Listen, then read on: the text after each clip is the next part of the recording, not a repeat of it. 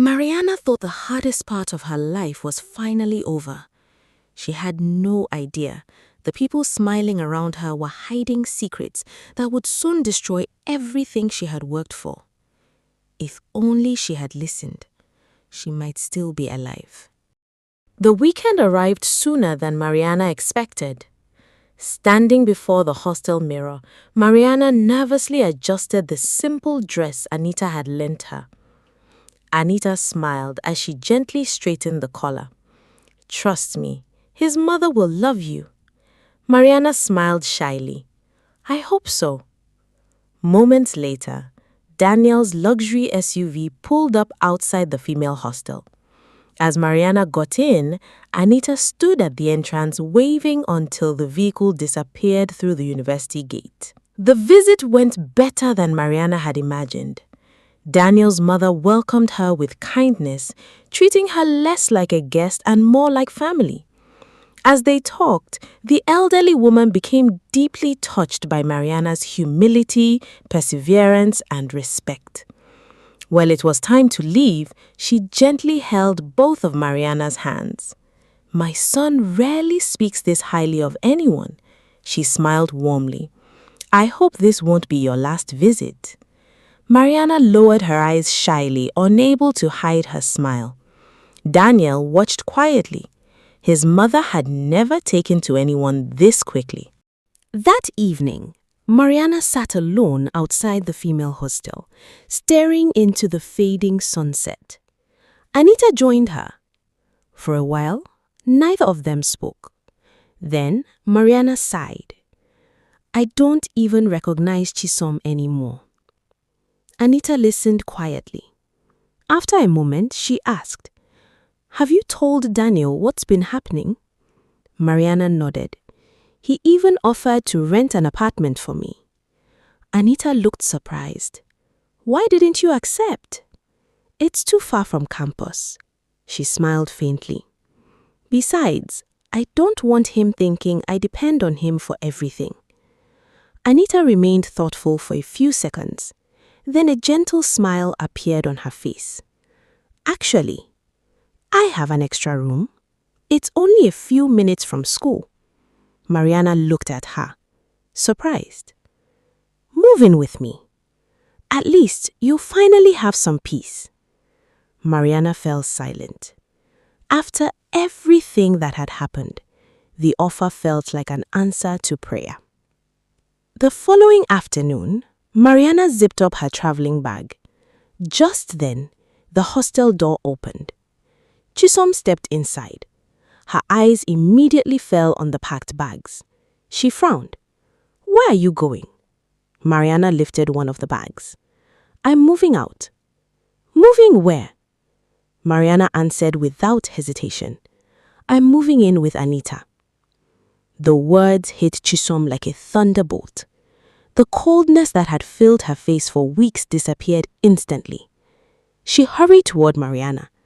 "Please, don't do it." Mariana stared at her. "Why?" Chisom struggled to speak. Finally, she whispered, "Because you don't know who Anita really is." Mariana couldn't believe what she was hearing. A bitter laugh escaped her lips. "You've ignored me for weeks. You treated me like I didn't exist. And now you want me to believe the only person who stood by me is the bad one?" Tears gathered in Chisom's eyes. "Please, just trust me." Mariana slowly shook her head. She picked up her bags. "The jealous one isn't Anita, it's you." Without looking back, she walked out of the room. Chisom stood frozen in the doorway, watching her disappear down the corridor. Then, almost too softly to hear, she whispered, "Mariana, you're walking straight into a trap."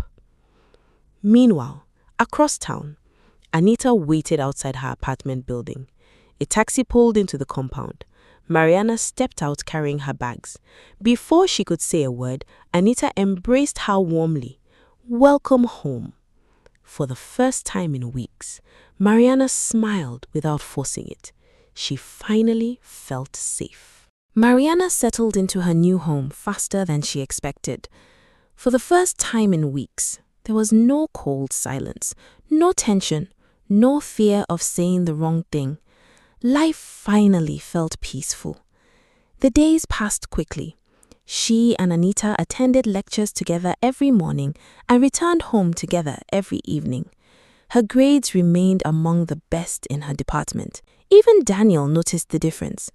One afternoon, after dropping her off at the university, he smiled. "You seem happier these days." Mariana nodded. A genuine smile spread across her face. "I finally have peace." Daniel smiled. "I'm glad." He truly meant it. But not everyone shared her happiness. From the student area of the university, Chisom watched Daniel's SUV disappear through the university gate. She lowered her eyes. For weeks, she had tried convincing herself that she was wrong, but the uneasy feeling refused to go away. Late one evening, as Anita returned to the apartment after buying groceries, a voice stopped her. "We need to talk." Anita turned slowly. A polite smile appeared on her face. "Chisom, I wasn't expecting you." Chisom walked closer. Her face was tense. "Stay away from Mariana." The smile faded. "Excuse me, you're lying to her." Anita folded her arms. "She made her own decision." Chisom shook her head. "No, you made sure she stopped trusting me." For several seconds, neither of them spoke. Then Anita stepped closer. Her voice became calm, almost cold. "You're too late." Chisom frowned. "What does that mean?" Anita smiled. "It means Mariana made her choice." She brushed past Chisom, then stopped without looking back. "Sometimes the people we try hardest to save are the ones who refuse to be saved." She walked away, leaving Chisom standing alone. For the first time, she wasn't angry. She was afraid. 3 days later, Chisom finally found Mariana alone outside one of the lecture halls. She hurried toward her.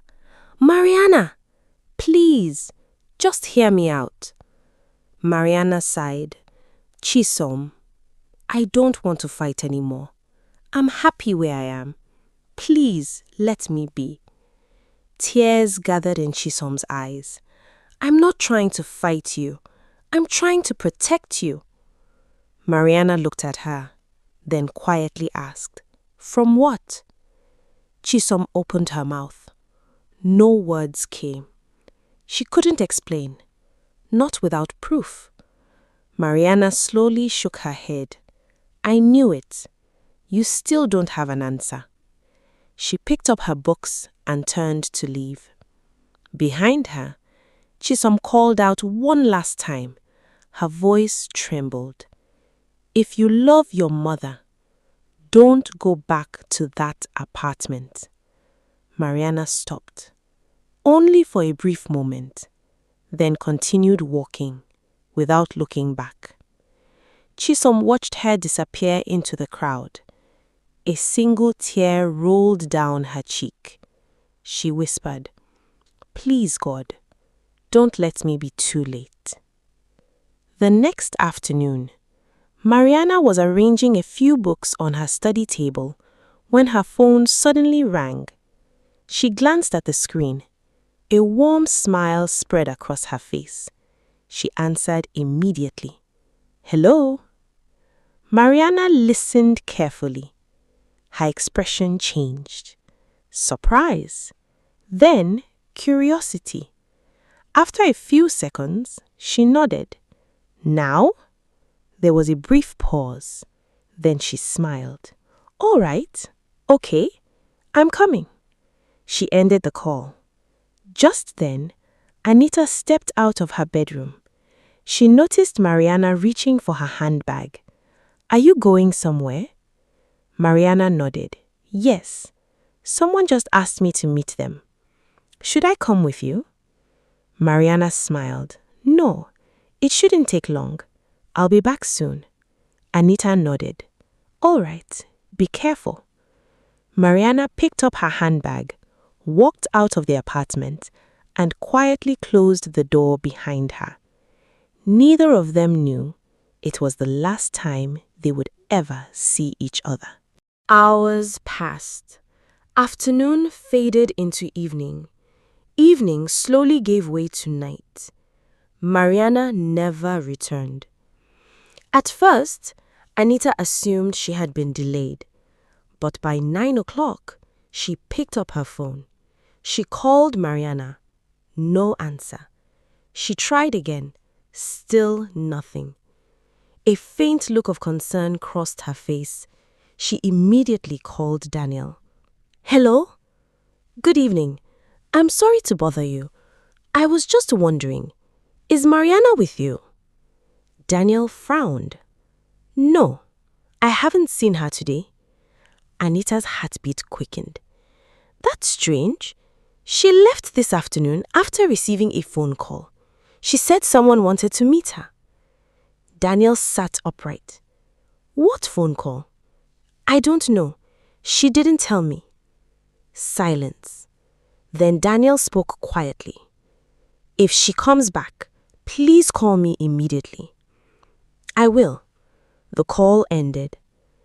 Daniel stared at his phone. Something wasn't right. Mariana never disappeared without telling someone. He immediately dialed her number.